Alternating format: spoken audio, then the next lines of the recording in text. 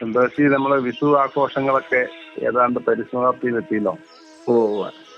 വിഷുവിന്റെ ആഘോഷം നിസ്സാരമല്ലായിരുന്നു. എല്ലാവർക്കും ആനന്ദത്തെ ജനിപ്പിക്കുന്ന ആഘോഷവും വിഷുവിനെ കുറിച്ചുള്ള യാഥാർത്ഥ്യത്തെ കുറിച്ചുള്ള കാര്യങ്ങൾ നമ്മൾ പ്രതിപാദിച്ചു. അപ്പൊ വിഷു മുതൽ ഇങ്ങോട്ട് വന്നാൽ നമുക്ക് ഇനിയിപ്പോ വലിയൊരു ആഘോഷമാണ് പത്താം ഉദയം.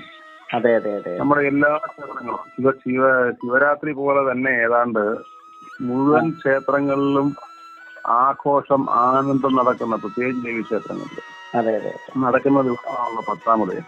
അതെ, പത്താമതയും മേടം ഒന്ന് വിഷുവുമായി കണക്ട് ചെയ്താണെന്നാണ് എന്റെ വിശ്വാസം. അതെ അതെ അതെ.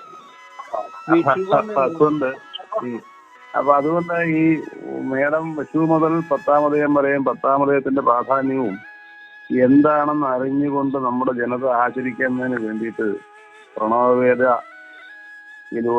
അത് പ്രതിപാദിച്ചിട്ടുള്ളത് കൊണ്ടും തീർച്ചയായിട്ടും അങ്ങേക്ക് അത് മനസ്സിലാക്കി തരാൻ പറ്റും. അതുകൊണ്ട് അങ്ങത് വിഷു മുതൽ പത്താമതയം വരെ ഉള്ള കാര്യങ്ങളെ കുറിച്ച് ഒന്ന് പ്രതിപാദിക്കണം. തീർച്ചയായിട്ടും നമുക്ക് പ്രതിപാദിക്കാം.